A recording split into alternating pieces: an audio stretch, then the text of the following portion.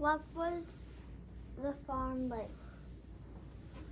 My grandfather, my daddy's daddy and mother, they owned 500 acres of land.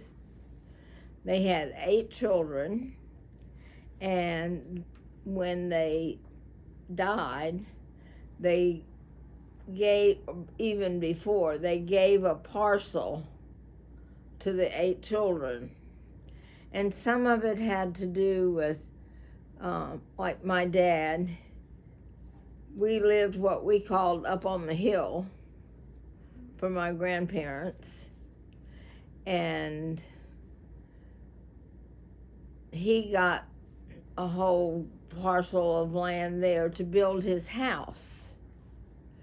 And back then, his house cost $5,000. Wow, that's cheap.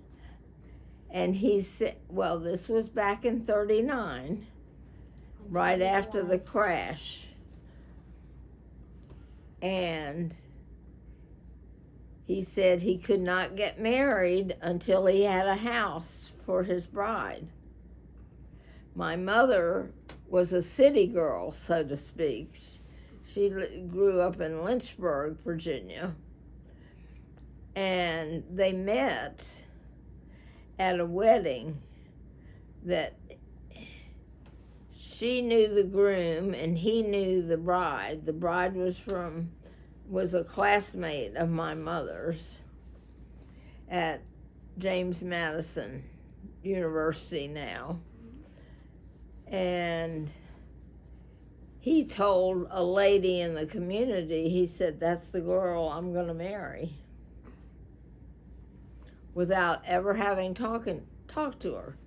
But my mother had been to his house. She never met him, but she had been to his house and knew his mother. She had visited with the lady that got married. She was one of her bridesmaids. And what was I going to say? Something. My dad, though, knew her first cousins at Virginia Tech. And they were good friends. So it was interesting. Their families were converging without either one of them knowing the other one. And my grandfather, the other funny thing, we thought it was funny, was he had some heated arguments with his dad about putting a bathroom in the house. Because back then, everybody had what they called an outhouse, which was a toilet with a structure around it and a door, and that's where you went to the bathroom. And my mom used to say I would never use the one down below. If I was down there, I would always go up to my house to go to the bathroom. Because I always thought the darn thing was going to fall down on you. It seemed that dilapidated.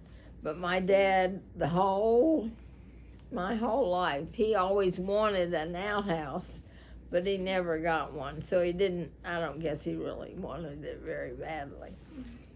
But his argument was that he was marrying a city girl and she would not understand if you didn't have an indoor toilet.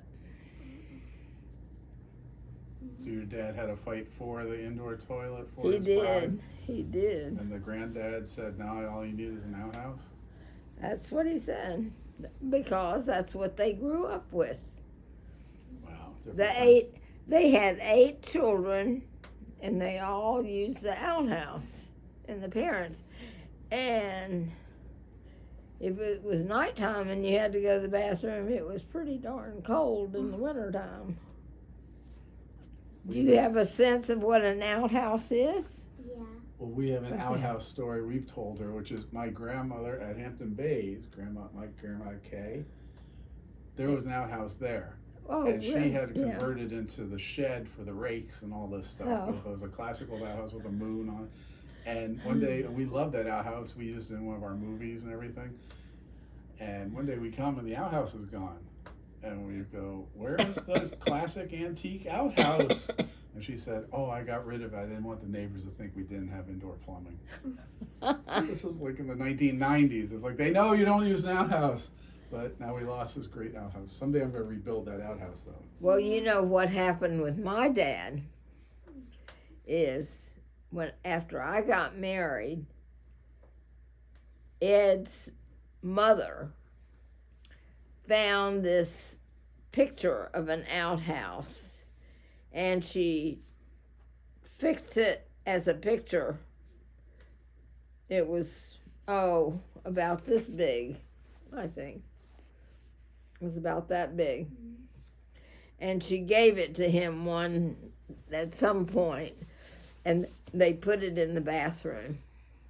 And for all I know, Susanna still has it there. I don't know. Is the outhouse or anything on the paintings in the art studio? Or No. It fell down at some point. Hopefully with nobody in it. Boy, nobody was in it. No. Thank you. Thank you. Okay.